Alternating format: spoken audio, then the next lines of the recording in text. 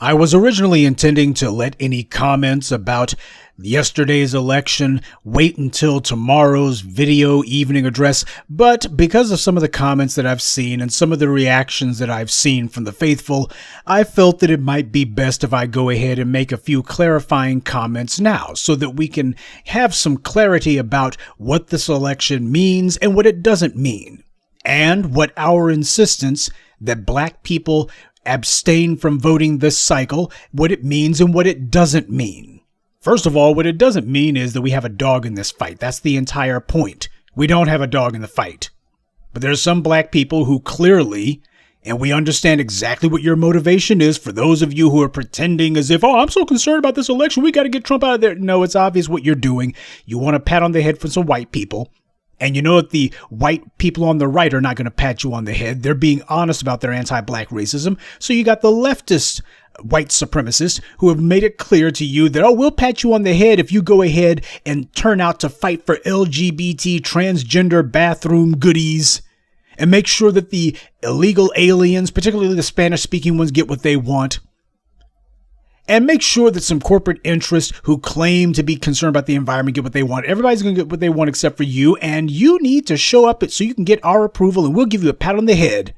And you've had a lot of black people, bootlicks, boule, and hood rats, and dusty dudes alike, who all have the same self-hating core, going, for reals, I'll do that. We are supposed to be thinking people. We're supposed to be serious people. When you are serious about what it is that you want, you take your time very seriously. I do not engage with anyone in anything unless I know what I'm going to get out of it.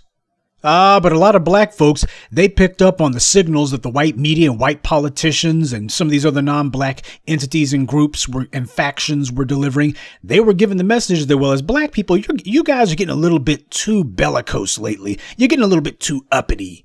You need to show us that you're willing to go along to get along. You need to show us that you're not going to be like these folk that we see online demanding tangibles. After all, the only thing that really matters is getting Trump out. Isn't that the only thing that really matters? And a lot of you, seeing an opportunity to get a pat on the head, you went for it. Well, just keep in mind, since some of you have decided that you're going to take credit for going ahead and casting a ballot in an election that doesn't empower you one way or the other, in that case, then that means we know who to blame for all the hell that's about to come down, because you are validating Kamala Harris and Joe Biden, their 40 plus, or rather combined 60 plus years of anti-black racism. You are, in fact, validating it. See, with Trump, the problem I guess a lot of black folks had was Trump was too in your face with his racism. I guess you wanted to be able to deny it. They can be anti-black racist all they want, just so long as they're not too in your face about it, because A, that makes you feel bad when white daddy is rejecting you. And B, once you got some white supremacists in your face, now you got to do something about it. Well, here comes the white media and the left arm of white supremacy saying, here's something you dumb niggers can do. You can put us in power. So instead of having this offensive, in-your-face, ranting white supremacist, now you can have this offensive, in-your-face, daughtering white supremacist. That's all you did. You traded a clearly senile white supremacist for a belligerent one. That's all you did. You got Donald Trump's a lot of things. He's a racist. He's a white supremacist. He's a liar. But the thing about it is, the entire reason that the world reacted the way that they did to the murder of George Floyd was precisely because they linked it to Donald Trump being president. It's like, oh, this is what happens in Trump's America. Yeah, because they weren't paying attention when the same thing happened to Eric Garner. When Laquan McDonald was shot in the back, they didn't pay attention. When a child was murdered, Tamir Rice, they didn't pay attention. All the murders of black people that had taken place under Obama's watch, that wasn't enough to get their attention. But because of the fact that they looked and said, oh, well, this must be because of the political and social climate of Donald Trump, now they were actually watching. So there are too many black folks who want to hit the snooze button.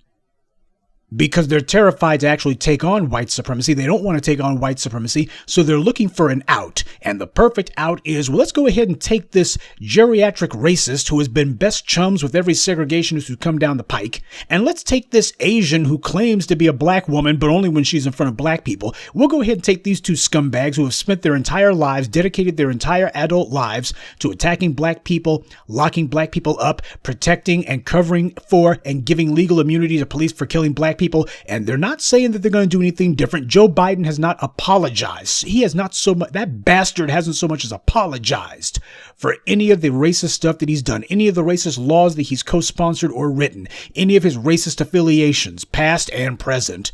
He hasn't even so much as apologized for it. In fact, he's done the opposite. We talk about the 94 crime bill. He says, well, all those black folk who got locked up, that wasn't me. You can't blame me for that. Why? Those were the states. Those were the states.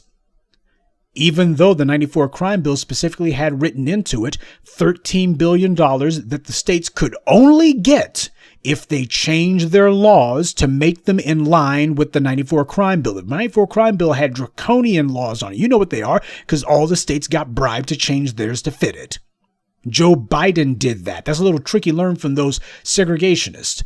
You want to get the states to change their laws? Just go ahead and use the federal government's power of the purse, because only the federal government has the right to issue currency, which means that they're the only ones who have the ability to run a deficit. That's why the states can't. States got to do massive cuts. The federal government doesn't. So what you do is you let the states know, since we're the only ones who really have the ability to issue currency, why, we're the only ones who can write you a check.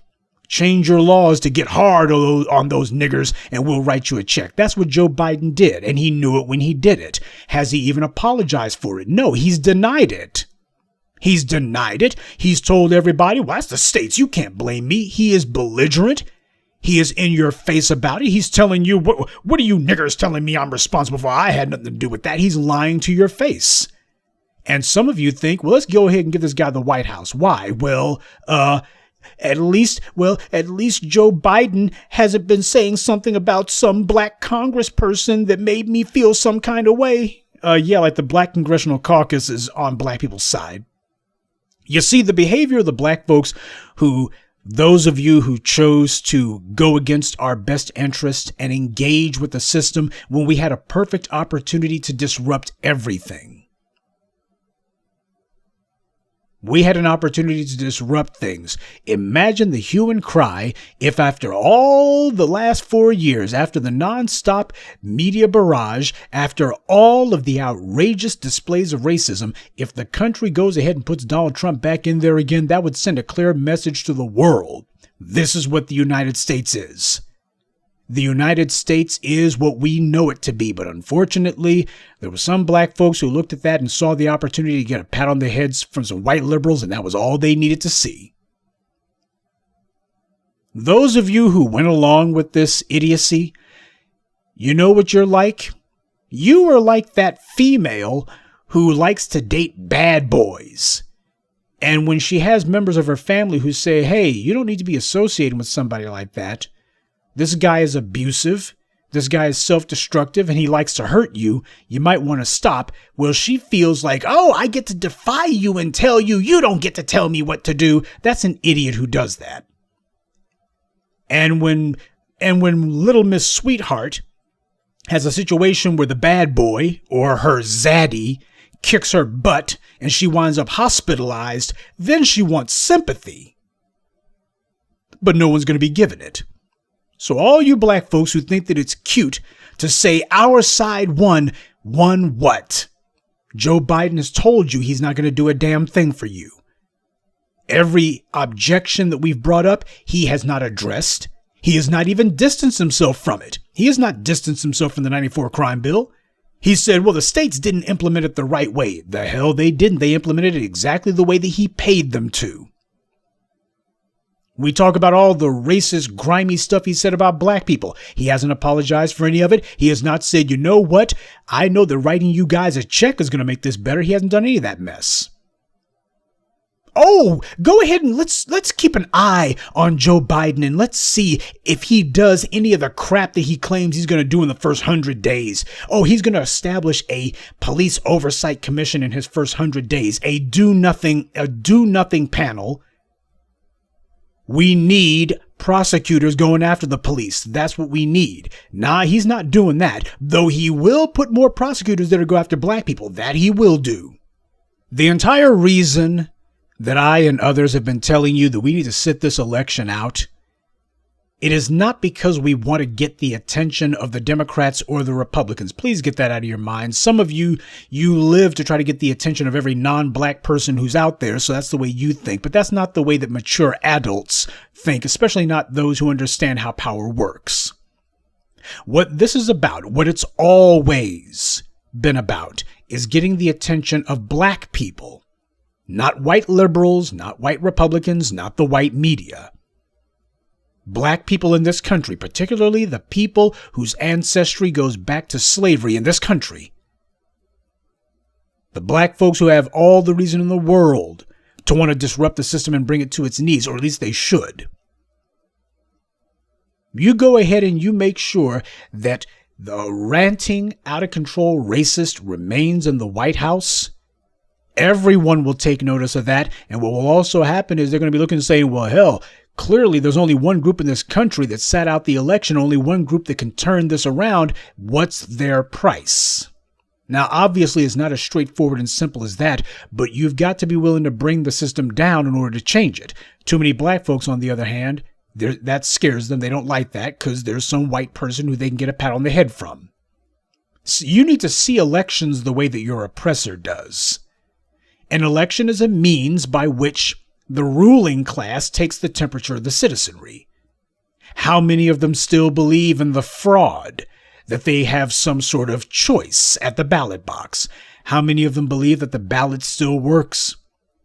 How many of them are disillusioned now and have decided to go from cynical to downright opposed to the system?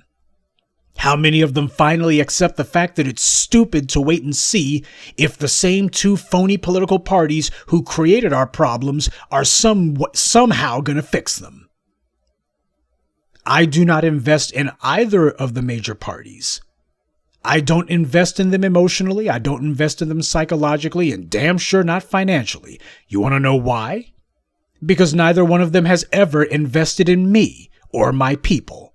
See, that's what this is about. If Biden is indeed deemed to be the winner, so the hell what? Our push for tangibles is a process, not an event. We will do this continually. We're going to be on his backside just like we've been on Trump's for the last 4 years, just like we were on Obama's before him. The beginning of a paradigm shift is always the hardest stage of change. But what we have seen, though, especially when you look at the down ballot races, what we see is there has indeed been movement. And the fact that the election has come down to the wire like this, one thing is for sure, nobody can say that black voters are on board enthusiastically. You see, everybody understands the only reason that the black folks turned out was simply because you had a ranting racist in the White House. But you see, that's a trick you only get to pull once. Just like Obama in the White House. Pretending as if you're dealing with America's cardinal sin, you only get to pull that once.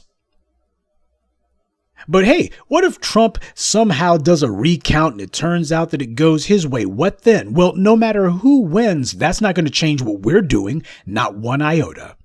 Because we're not here to boost the Democrats or the Republicans.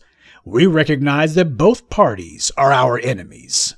While it would have been preferable to our interest for the world to see that the ranting, orange-faced racist was reelected, so the whole world would look and say, oh, so this white supremacist getting elected, that wasn't just a fluke in 2016. This is the status quo. This is the United States. This is the kind of thing that would also make it where domestically everybody would look and go, well, oh my, this orange-faced bigot, he got reelected. How? Everybody would have been in an uproar. And that would have been good. We need a major disruption, not just a little bit of a shaking, but I'm talking about something that brings the damn house down. Now, this is not to say that we have not been able to make some moves and that there have not been some significant changes, at least in the near term. Both political parties were forced to say the word black. Now, it's true, of course, they wanted to make sure that they immediately pivoted to people of color, minorities, etc. But what's happened is we have succeeded in making sure that black is now part of the political discourse. We wanted to influence that, and we have. Both political parties were forced to say that they were going to be putting forward proposals, insincere and empty as they are, but they were forced to have to at least go through the motions of saying, why, we're having a plan specifically for black people. Yeah, we know it's a trick bag. We know it's a can of worms, but the problem is for them that they were even forced to have to say it.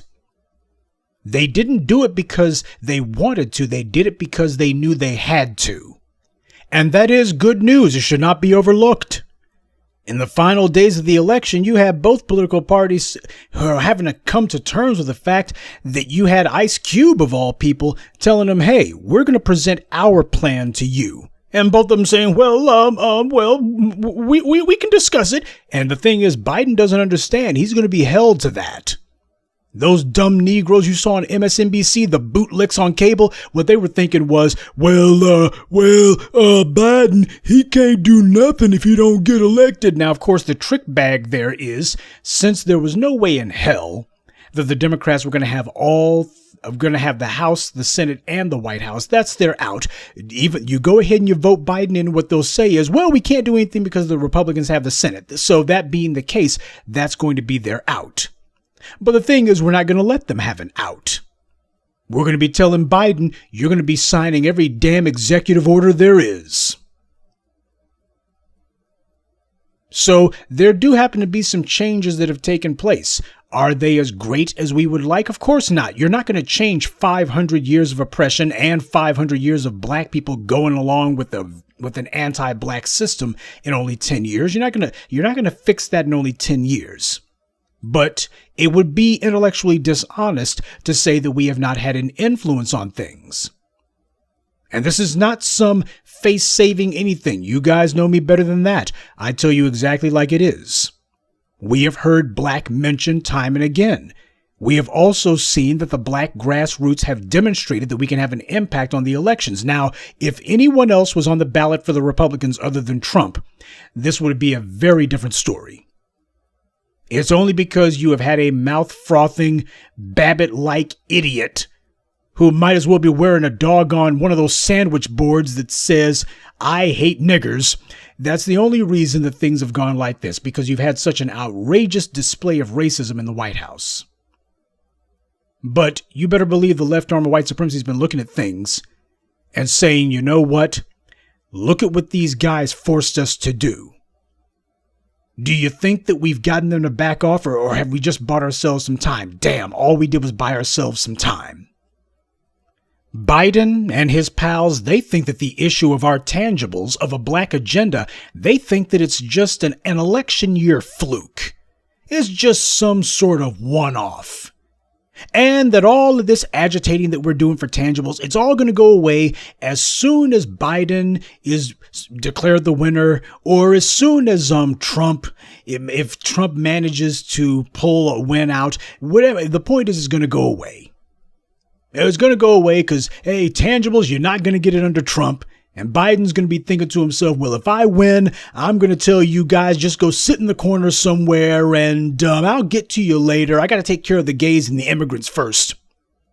They think this is going to go away, that basically black folks had to blow off some steam. They're wrong. This did not come from the Pookie and Ray Ray contingent of black society. This didn't come from the bought and paid for black boule bootlicks. This came from the black grassroots. This is not some one-off. And it wasn't the result of Donald Trump being president. It's just a matter of we achieved critical mass with him as president. The pressure that we have brought to bear is going to intensify. Because whomever gets into the White House, they will have set the false expectation that they will do something for black people. But what they don't know is this time they're going to be held to it. They're not going to be allowed to just do the old, well, I made some very vague, very innocuous, very indistinct and unspecific talk. I spouted some loose rhetoric about a promise to the black community or something. I would do something, but you know what? As soon as I get elected or re-elected, whatever the case may be, I'm just going to say, no time, gotta go. Sorry, can't return your phone calls. I'm very busy. That's what they think is going to happen. No matter who it is, and let's just go ahead and say that it's Biden. Biden and Harris will predictably refuse. Suddenly, all you dumb Negroes who are talking about how Biden's going to be scared that if he doesn't do something for black people, we're going to get turned up. He's already, if you went for the con, then he's already pacified you. You've already been pacified. He doesn't have to do anything. To you, anyway. With you, you've already gone for it. You've fallen for the scam, so you've been neutralized. But what's going to happen is they will refuse to stand by their vague, indistinct talk of what they might do. And what this will do is it's going to bring even more black people out of disbelief because there won't be a snooze button to hit. You won't have Donald Trump as a convenient distraction that you can use and say, well, it doesn't matter if I don't promise you anything. You don't want that mean old Trump in the White House, do you? And I know that a number of you have mentioned the fact that the Republicans don't seem to be giving it the old college try when it comes to sticking by Trump. And well, can you think of any Republicans on Capitol Hill who Trump has not insulted or maligned or otherwise run afoul of? Yeah, they may not like Biden, but as far as they're concerned, their pride got wounded, so they don't have a problem with seeing Trump go. And some of all that madness and craziness that he brought with him. But you better believe that at the congressional level, the Republicans have become emboldened. At the state level anyway, a lot of Republicans don't like Trump for various reasons. And should he lose the White House, they will see that as being Trump's problem, not theirs. As far as they're concerned, the fact that they gained seats in the House of Representatives, the Democrats thought to themselves that they were going to run the boards in the House because the white media told them so. Turned out they haven't. They haven't gained any seats at all. The Republicans gained seats. And please don't think the Republican leadership has not seen that. That's part of the reason why you don't see them getting all scared about Donald Trump getting kicked out. As far as they're concerned, hey, we weathered the storm with Richard Nixon back in the day. We can tolerate 4 years of Biden. And the Republicans are already looking forward to 2022. They're already licking their chops and going, you know what? We can probably get the House of Representatives back if we play our cards right. Oh yeah, they remember the contract with America. And that was after almost 50 years in the political wilderness, 50 years, almost a continuous 50 years of being shut out of unilateral control of the Congress. So this is not at all new territory for the Republicans. They've been here before. Far as they're concerned, the fact that they made gains in the House and that they retained their majority in the Senate, which the Democrats desperately wanted to seize, what that means to the Republicans is, hey, the country respects their reasonable talk. See, if you don't get out there being an overt white supremacist, the country will respect that. They can separate Trump's ultra in-your-face racism from the slick, covert racism, all of that vague, oblique racism that the Republicans usually do. See, the country, they just didn't like the fact that Trump was just so boorish about it. Couldn't he have a little bit more tact about his white supremacy? After all, we must keep up appearances, right? So to the Republicans, a Trump defeat will represent nothing more than a victory for tone. It has to do with what kind of tone you use. It's not going to be a reason to end the gridlock in Washington. To the Republicans, Trump has been an electoral anchor around their necks, and yet they managed to gain seats in the House in spite of him. Oh yeah, all of his white supremacist advocacy and his obnoxious behavior, it annoys a lot of people, but the country looked at Republicans and said, you know what? We think that you guys should have more control over the House of Representatives. The Democrats have been diminished. And the Republicans are looking and going, man, if only we had had somebody with some sense in the White House, somebody who wasn't a ranting, baying jackass in the White House, man, we'd have had the White House, the House of Representatives, and the Senate. So the Republicans have not taken any lesson away from this about any changes to be made. In fact, they feel validated right now. And you want to know who else hasn't learned anything from this? The black bootlicks who we've seen on cable TV. Why, you had no less than Jason Johnson. He was on Twitter giving out his brain farts. Earlier today, he was saying the Dems don't need to do any soul searching. We need political press to look like America, and we'll be less surprised by election outcomes. That was Jason Johnson's takeaway from the fact that the election was clearly going to come down to the wire. So Jason Johnson is basically making a plea for his job. He knows the left arm of white supremacy looked and said, man, the numbers of black folks are trending in the wrong direction. Sure, you had some black folks in the Midwest who turned out, but they didn't turn out in record numbers. And if a orange-faced white supremacist doesn't get the black vote to show up in 2008 caliber numbers, then what does? Well, obviously, you Negroes on cable, and here Jason Johnson is telling them, oh, don't worry, I'm going to carry water for the Democrats. I'm going to carry the party line. The Democrats don't need to change anything. They're perfect. It's black people who are in the wrong. And, well, you know, this is an issue of you need to hire more diversity in the American political press. Of course, that's just his roundabout way of saying, please don't fire me. You need diversity. You need me on the payroll. Please don't fire me. That's what he's really saying. Well, if he's looking for diversity in the newsroom, that's exactly what they'll do. They're going to be hiring more Hispanics. They're going to be hiring more Asians, and the black ones are going to be kicked out. Already you got the white media saying that, well, who's really important in this election happens to be Latinos. Why Latinos? They're a bigger potential voting bloc. There's more eligible Hispanic voters than black voters now. That's the white media sending the message loud and clear. We're setting up this little narrative that the black vote just doesn't matter. Oh, there's just not enough of you Negroes for anyone to care about. There's not enough of you where anyone needs to be concerned about whether or not you vote for them or not. That's the message they're sending at the electoral level. And as far as the black bootlicks goes, Jason Johnson sees the writing on the wall. He thinks that he's making a plea for them to maintain what few black folks are working for them or getting some speaking fees for being on their TV show. But instead, what's really going to happen is they're going to say diversity. Long as it's doesn't involve black people, sure, diversity's fine. He might as well be making out his own pink slip and he's too dumb to see it.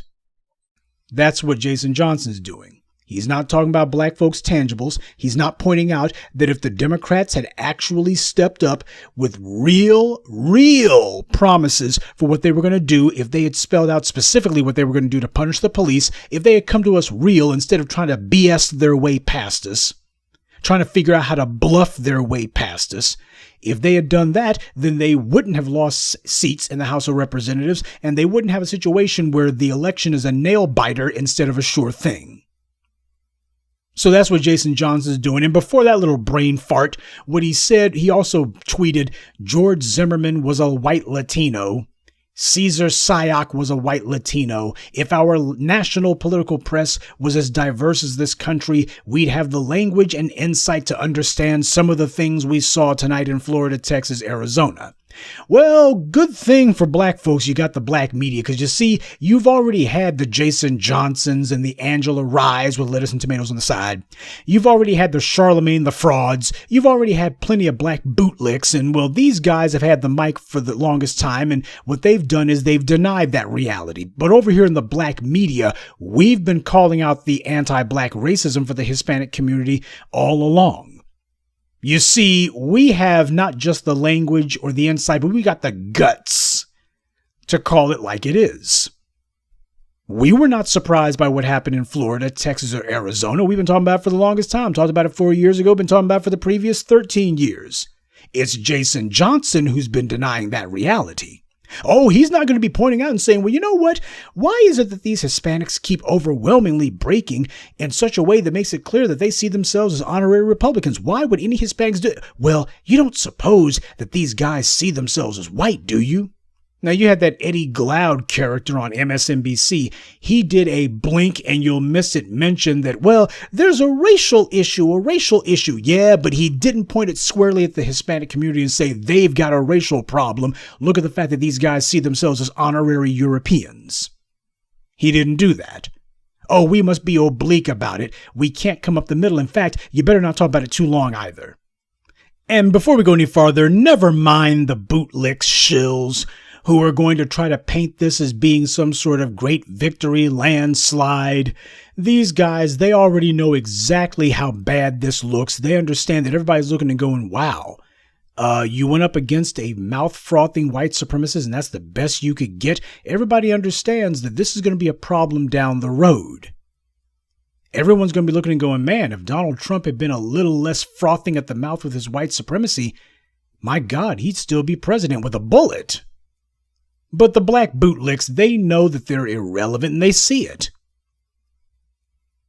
But don't expect for them to be doing anything less than trying to cheerlead for massa, which is basically their pathetic way of trying to figure out how to campaign for a job on cable TV. They'll be getting out there having fake orgasms about, oh, the black community turned out. The black community showed up and showed out. Oh, see the black community. They're going to be saying that because the white masters told them to, but none of them, not one of them is going to be saying, now you got to step up with our tangibles. Where's that $20 trillion check? Hey, you have got to have the Department of Justice hire over 200 new prosecutors to go after the police.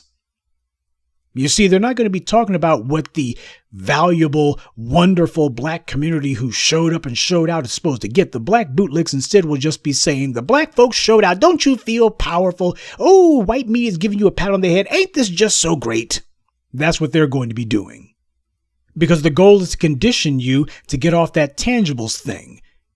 So expect to see some of the usual suspects trying to put a pretty face on this and try to make it seem like, oh, there was some sort of blowout, when the truth of the matter is they are going to have to admit to, and we're going to hold them to the fact that, no, this happened to be barely making it by. And what does that say? Is this supposed to be some sort of mandate?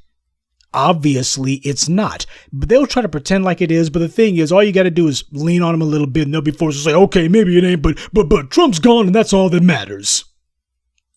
So you got the black bootlicks who at this point are trying to do some CYA little throwaway statements, trying to pretend as if, see, I've addressed it. And as far as they're concerned, they're going to go ahead and wash their hands now of the issue entirely. And now it's time to go back to normal. Please don't fire me, massa. I need those little speaking fees I get for being on one of your TV show panels. I desperately need it. I also posted on Twitter that Mr. Ernest Owens, you remember him, he's the guy who thinks that misogynoir is a thing. He decided to write an article earlier today on the Griot of all places. Nice to see that Byron Allen is still sticking up for everybody except for black people. And the article was entitled, "Don't Worry, Mail-in Ballots and Black Voters Might Just Save Us from Trump." He actually had the nerve to write that. Black voters are going to save America from Trump. Now, the question, of course, first question is, who's going to be saving black people from Biden is the first thing that needs to be asked.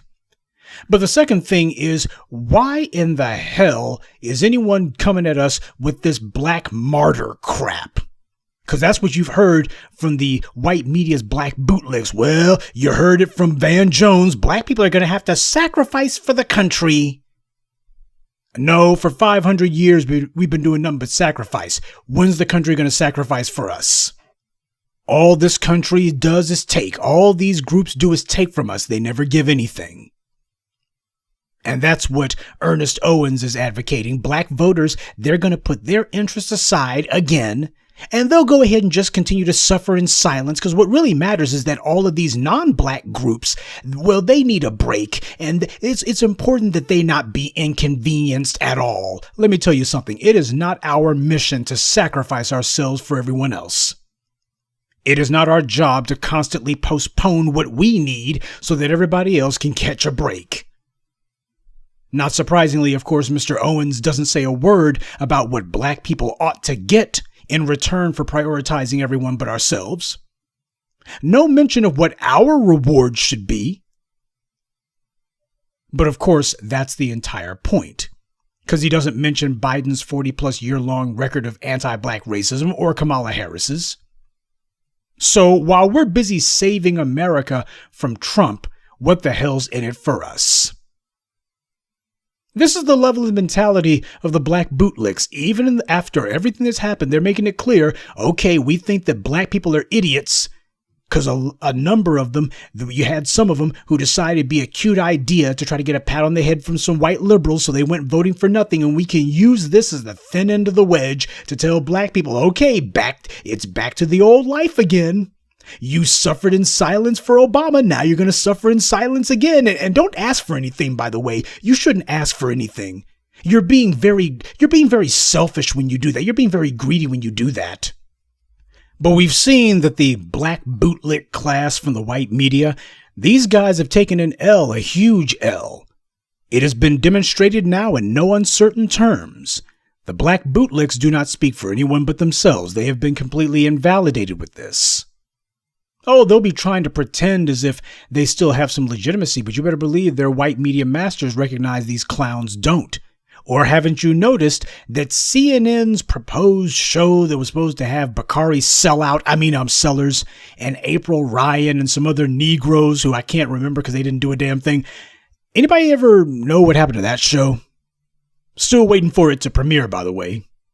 So the black bootlicks, and that includes A-Dunts, by the way, their little plan to be the stealth Democrat operatives, and we're going to help the down ballot vote. Take a look at the House of Representatives. Republicans gained. Yeah, so you see, the problem happens to be while you've had a lot of folks who agreed that they didn't want Donald Trump in there, the problem was they looked and said, well, you know, we're willing to take this. We're willing to take it on the chin and make sure that Trump's out. But as far as the rest of you guys go, you may have to do something more than that, because just not being Donald Trump ain't enough. That might be enough to help Biden squeak by, but it's not going to help the rest of you. Clinton's former, Health and Human Services Secretary, whatever the hell she was, Donna Shalala, she lost her seat down in Florida. And I think it says a lot that the 27th district that I think is the 27th or 127th. I can't forget which one it is because I don't live there. But I think it's the 27th district. She happened to represent that district. And she lost by less than 3%. Do you know what the black population is of Florida's 27th district? A little over 2%.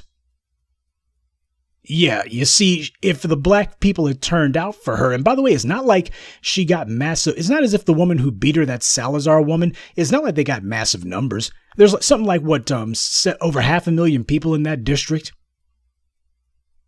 And Shalala lost by less than 10,000 votes. If black people had shown up and turned out for her, she would have won.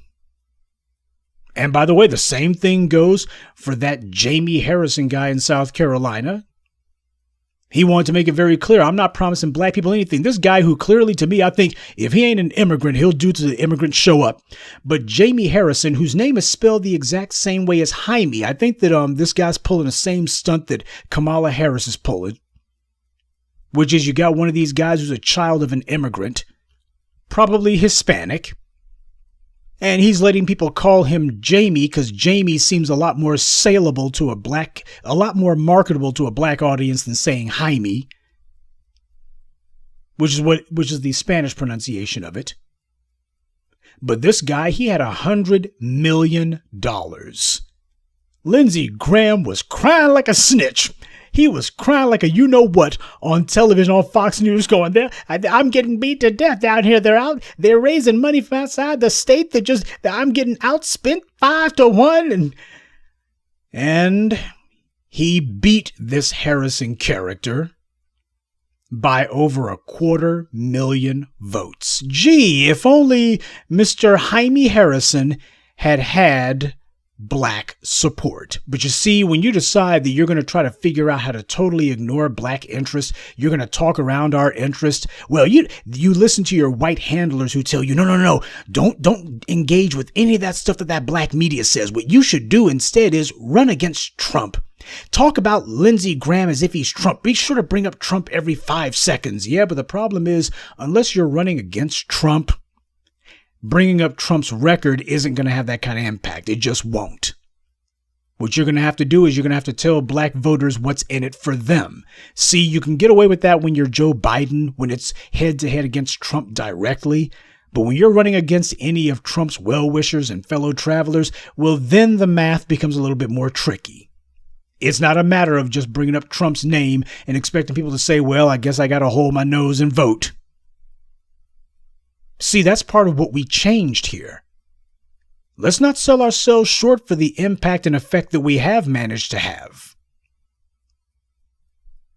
Because there's a lot of black folks out there who have been eating off of white supremacy, especially the black bootlicks who you see on cable TV, the would-be experts, the would-be spokesmen for you and me. These guys have taken a total hit to their credibility, and we have still, in spite of all of it, managed to send a shock to the system. Not as great as it could have been or should have been, but a shock nonetheless, because what the political establishment needed was not just a Biden win, they needed a clear mandate. It's not enough merely for Biden to win. He needed to win clearly. Right now, it's not clear who won the election. Not now. And neither candidate has been given anything, because that's what the word mandate means. Mandate means something being handed to you. See, when you win the election, you win a majority of states quickly, just like Obama did. When you have an election night victory, where it's clear you won that very night, that's a mandate. Because you can't spin it, you can't stall it, you can't see it as anything other than a clear victory for your side. This is not clear, and it ain't a victory, not yet. Should Biden win, and it seems like it's probably going that way, most likely, hard to see at this point with 264 votes already in, hard to see how basically he doesn't get Nevada, which would give him the 6 votes that he needs to get to 270 at that point, game over. If Biden goes ahead and wins, well, the question then becomes, how does he get seen as anything other than barely scraping by? There's no reason why he shouldn't have Trump beat by a country mile. It should be a landslide. Instead, he's only getting by the skin of his teeth. And even then, he's having to wait for those results. So what it clearly shows is he does not have some enthusiastic base that just can't wait to put him in the White House. What was required here in order to reassure the white powers that be that nothing had changed was to have a 2008 level black voter turnout. That's what they really needed. See, this was about more than just one election. It was about stopping and reversing the political and economic trend that the black media had set in motion. Obama had an election night victory, not some lingering, dragged-out counting process. Obama's was a decisive win, and it was a total repudiation of the previous 8 years. That's what was called for here. But it didn't happen. You see, under these circumstances, elections right now, the way that they are used, the way that we've been engaging with them, elections are nothing more than a political opiate for the masses. You get to pretend as if going into a voting booth accomplishes something, but when somebody actually asks you to be an adult and tell them what it accomplished, you're like, well, it doesn't matter. Okay, if it doesn't matter, then why do it? People are told that, well, it's what good citizens do. Now, what that's meant to do is it's meant to appeal to your sense of moral superiority. But what it actually does is it reaffirms that the citizens understand the system's not going to give them anything. But they're going to keep playing along anyway, telling themselves if they just vote for the right Republican or the right Democrat. You know what the definition of insanity is? That's what's going on here. And what you do is you get the people to invest in a pro wrestling type dynamic, or like pro sports, you want your team to beat the other guy. No matter how much they do against you or how little they do for you, that's your team, so you're rooting for them. Even though no matter who wins, you keep losing. And you have conditioned yourself to live outside of your circumstances, to live outside of yourself. You see the political fortunes of this political party over here who wants nothing to do with you and hasn't done anything for you, you look at their political fortunes as being more important than your own. You know, Malcolm X said that was the mentality of a house Negro. He was more concerned about Master's well-being than Massa was for his own. But if one thing has come out of this, it's the fact that coming up to black people and talking about people of color or talking about minorities, that's done. That is done. Forcing black into the political discourse in isolation and telling everybody, you're not going to be sitting here saying people of color or minorities or any other groups. You're going to be saying black, full stop. We have now demonstrated that it can be done. Now, the bootlicks are out here telling black people, well, you shouldn't expect anything. And all that matters is Trump is gone. And that's the only thing that matters. Nothing else matters. And you're being greedy and you're being selfish and you're being unrealistic if you expect anything beyond that. You tell these traitors to get lost. We fully understand the nature of the fight that we're in. This is a process, not an event. Ripping the fingers of white supremacy from the minds of black people, we know it's not going to be quick and easy. And it won't be a uniform process either. First, you have to move a critical mass of black people, and the rate of conversion is going to vary by city. Black people in, say, Atlanta or Michigan, those guys, they're going to be on their deathbeds before they start acting for themselves. But black people in other cities have begun moving, and we should not discount that or ignore that. No, it hasn't been a massive change, but the process has begun. That's why I keep telling you the single most important thing that you and I can do is to be persistent. You see, there's going to be a lot of black folks who are going to be eager to quit the field and say, well, Biden's in there and he knows what we want. Yeah, he knows what you want. That's why he's determined not to give it to you. We're going to have to make sure that the pressure stays applied. We cannot let up. That doesn't mean that we abandon the effort, but it does mean that we don't waste time trying to save anyone. Our job in the political sphere, it's not to help either party to win. We don't care who wins. This isn't about them. This is about us. So a lot of black folks, they may not be diehard about our tangibles, but you better believe the white media and both political parties, they're diehard about getting us off that issue. If the race gets called for Biden, expect the white media to go into an orgy of telling black people, you shouldn't expect anything. Don't be calling yourself putting the arm on him. Don't be making any demands. Well, you know what? Biden can't do anything for you, and you should just accept that. They know that black people are bought off cheap. And they also know that a lot of black people have made their peace with tolerating being ignored. And they know that all they got to do is give some phony praise on CNN or MSNBC. And there's a lot of simple-minded Negroes who will begin to smile, and like a puppy, their tails will start wagging because white daddy acknowledged their existence. The white supremacists know their Negroes very well. And just like with Obama, they'll repeat the white media script that black people should wait and see what Biden can do. That's what they were saying a few weeks ago. Well, Ice Cube, he's making too many demands. You got to wait and see. You got to get Biden in office first, then see what he can do. And when he doesn't do anything, well, that's okay because the Republicans, etc., etc., etc. He ain't got to do nothing. He ain't Trump. That's all he's got to do. This is about getting us to go back to shrugging our shoulders and accepting being ignored, to make us back into willing accomplices in our own marginalization. Biden hasn't made us any promises, only some half-baked proposals. So when he doesn't keep them, he'll give you the same spiel that Obama did. You know, government can't do everything, you know. You shouldn't expect government to do everything for you. That's what Obama said. Which is exactly what you hear from the conservatives say. That's the kind of talk you hear from the white right, isn't it? You just think government's supposed to do everything for you. And Obama said that to an audience of black people.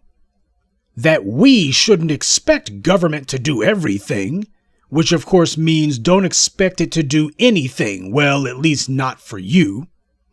Of course, the only thing that we've ever demanded is that the government do for us exactly what it's always done for white people. But that's what he means.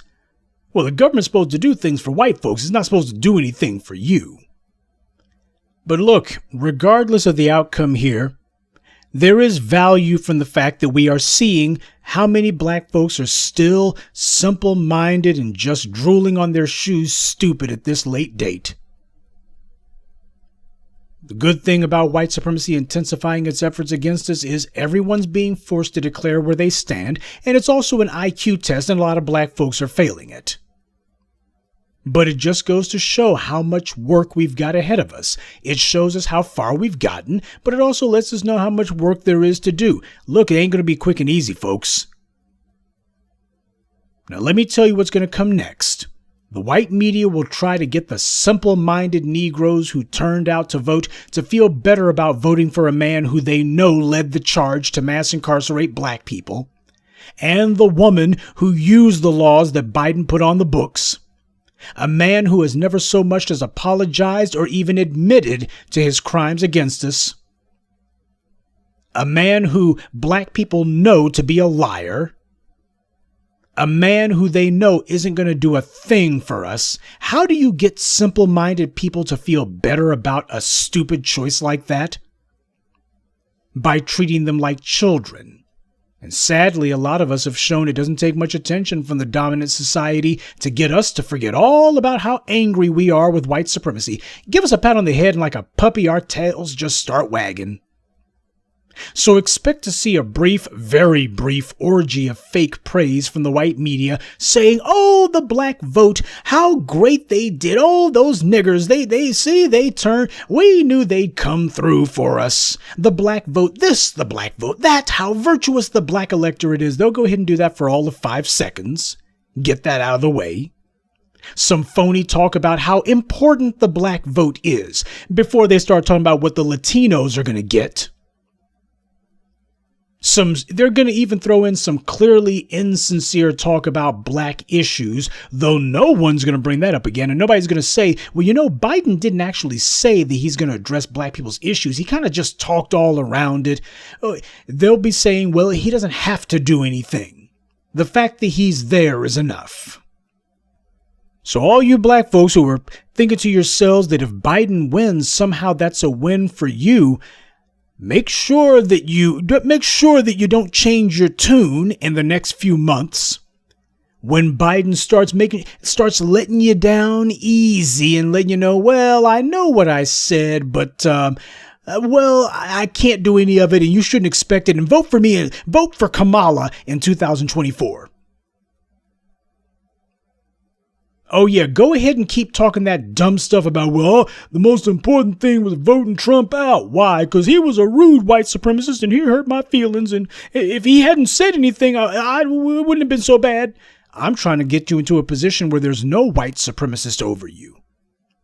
Overt, covert, or otherwise. Oh, Trump, he's too dangerous to leave in office. We can't worry about tangibles or punishing police violence. None of that matters. The only thing that matters is getting Trump out of the White House because immigration and LGBT transgender bathrooms and Green New Deal. Okay, and after Trump is out, then what? When do we deal with the racial wealth gap? When do we punish the police? When do we get our tangibles? These Negroes have been conditioned to make excuses for white supremacy, leaving us out in the cold. And the white media knows this. And these simple Negroes, they know it too. You see, too many of us have been conditioned to sit on our hands and wait for white daddy to tell us what to do. Even in the face of a genocide, most of us are still sitting, waiting for white daddy to tell us what he's going to do about it. The same one who's trying to kill you, you're hoping that he's going to save you. The black media is attempting to break that programming. And we know that this is not going to be a straightforward process. It's not going to be a straight line. We have to keep our people's eye on the ball. And while we recognize that there has been movement, positive movement in the right direction, we also recognize how far we've got to go too. And that's not going to daunt us. It's not going to discourage us. We have to make sure that black people do not accept the usual insincere pat on the head and then just stand there waiting for white daddy and white mommy to pat them on the head again. See, the dominant society, they understand that their dealings with us are merely transactional, nothing else. They con us into propping up their rotten political scam for a couple more years, and then as soon as we do, they walk away because they got what they wanted.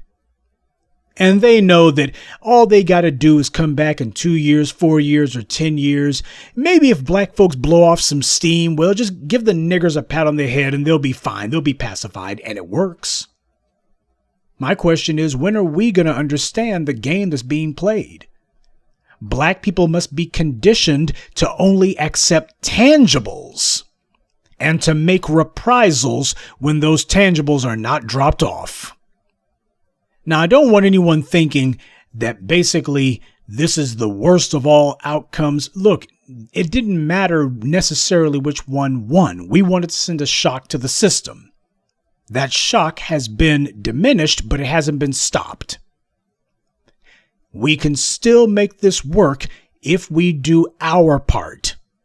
This is about what we're going to get. This is about changing the political discourse. This is about redefining the norm for political discourse in this country. This is about making sure that we are at the center of political discussions. And that's not about being nice to everybody, and it's not about trying to make some damn half-baked coalitions. No matter how things shake out, one thing is clear. This new and growing political attitude among black people, it's not just some fluke. More and more of us are jumping off the bandwagon, and we're not letting anyone con us into going back. White supremacy is running out of tricks to distract us. Obama, Trump, these are just ways for white supremacy to hit the reset button and try to give itself a few more years of life. And while memories are short, the black media is helping black folks to remember these tricks.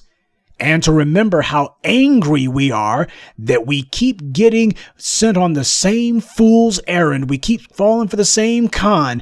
Help black folks remember, hey, say, weren't you angry about that? Yeah, but ain't nothing we can. No, I ain't hearing that. We're not letting black folks off the hook. We are not letting black people give themselves an excuse or some sort of out from doing the hard work of toppling white supremacy.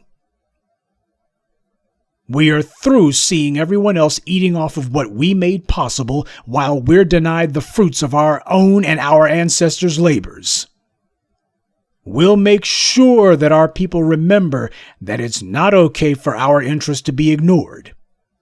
We won't let the white media or the politicians or the bootlicks make excuses or blow us off with some line about Republican or Democratic obstruction. And if only we had a few more Senate seats or a few more House of Representative seats. Elections are a transaction. Now, on a side note, a number of you have been repeating what I told you guys late last year about throwing your own hats in the ring. You know, that is an idea, certainly an idea whose time has come. The ultimate goal of black empowerment is that we are in charge and got our own hands directly on the political machine. That's supposed to always be your first objective. You only vote for some third party if you have, after your best efforts to get your own people in there, have failed. We haven't even tried yet. So who's going to crack the ice for the hardcore black grassroots? Who wants to do some pioneering for the black grassroots? Because based on the comments I've seen, if you guys are actually as serious as your words have said, in that case then, no one's going to give you permission to do so, and you don't need to wait for an engraved invitation. As long as you're on code, that is your invitation. Now, I know that the tone and tenor of this evening address has been hard, but the thing to remember is this. We had what would have been an optimum outcome. If that doesn't happen, so be it. Our resolve is not going to be diminished. Our efforts are not going to be diminished either. We have had an influence and an impact. Now, would it have been a hell of a lot more dramatic had the raving racists gotten 4 more years so the whole world could see, yeah, look what we did to you? Yes, but the truth of the matter is we're not going to stop regardless. Okay, we're not stopping at all. That's how we got this far. Some of you who have been with me since day one for 13 years, you know how hard it was in the beginning when nobody was listening. Nobody was hearing anything. We were just a small group sitting around talking this black empowerment stuff. Well, we're not so small anymore. And we're not just talking to ourselves now. We have shown that we can influence presidential elections. And now that these guys have already gone on record saying, we're going to be doing something for black people. Now it's a matter of, that trick bag language, you're going to have to drop that crap from your vocabularies. This is just the beginning. We are just getting started. Even if Biden wins, he has not gotten a mandate. Everyone looks and says, man, that's the best you could do against a ranting racist you just barely skim by the skin of your teeth? Where the hell were the tons of black folks who were going to turn out for you? What we have demonstrated is that when black people decide to stop playing along with white supremacy's games, all bets are off. So family, it's my nature to basically focus on the things that can be improved. If I have a choice between patting myself on the back or congratulating myself or my fellow travelers for what we've done, we can highlight that stuff because it's important to note when we're making progress. You don't want to pretend as if it hadn't happened, because then it's not made clear whether or not you're making headway or not. So it is important to acknowledge when you've had wins, when you've made progress. That's important to do. But with my mentality, I tend to focus more on the things that could be problems or the things that are problems or the things that need to be taken care of. I tend to do that. It reminds me of Michael Milken, the junk bond king from the 1980s, very wealthy scamster. One of the things that he would always tell his stock traders was, guys, we should only focus on our losses and only focus on things that need to be changed. He didn't want to hear any of that rah-rah, aren't we so great? He didn't want to hear the self-congratulatory stuff. We should only focus on the things that are hurting us. We should only focus on the things that need to be changed. Only focus on our losses. We could stand to have some of that same narrow-minded drive. We could stand a little bit of that.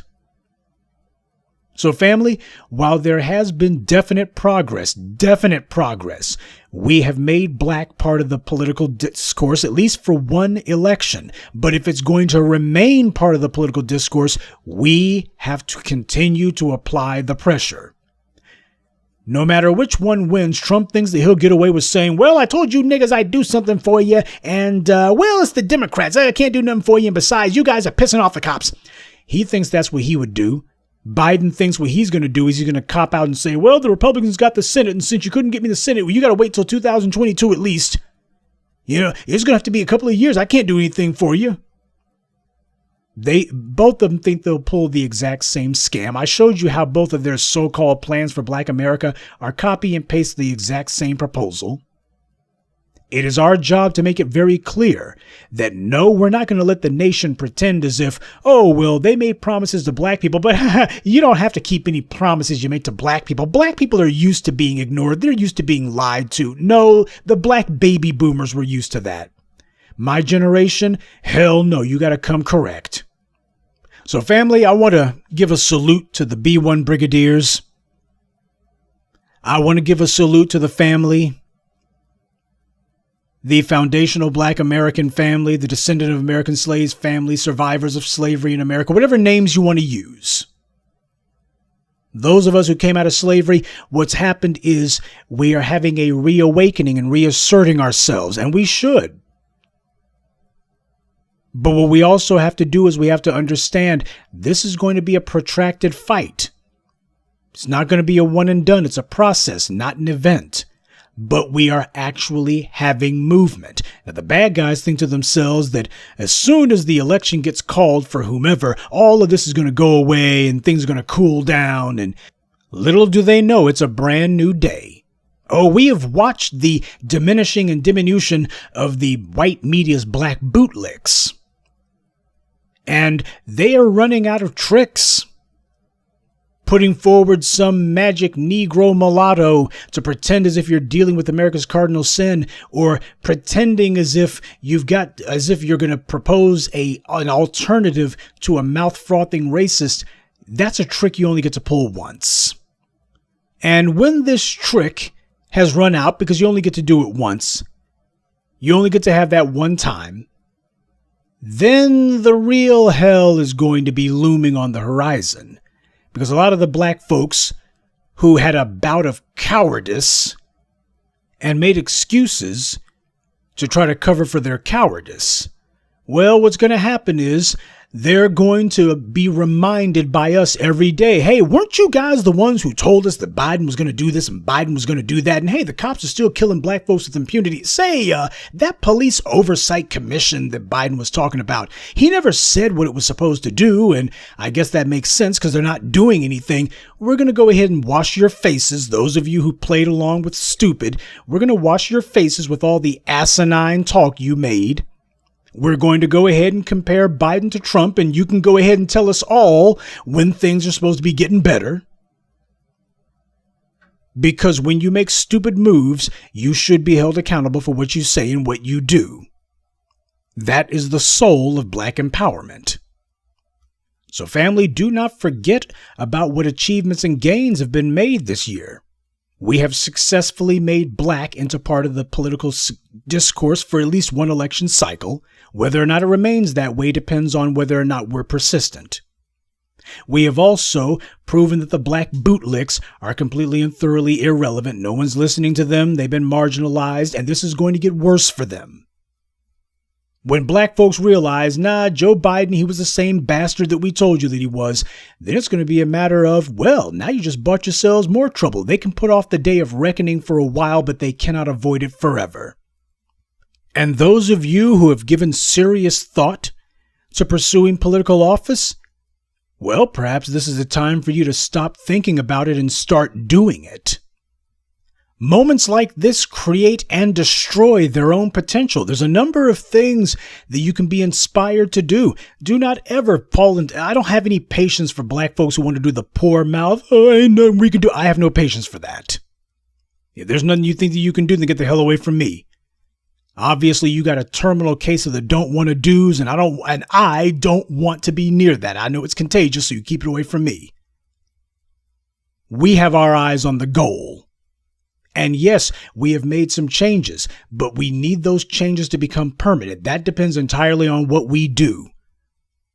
So family, even if you don't get what you might consider to be the most optimum outcome for what suits your interest, never lose sight of the fact that we have had some achievements the last 48 hours.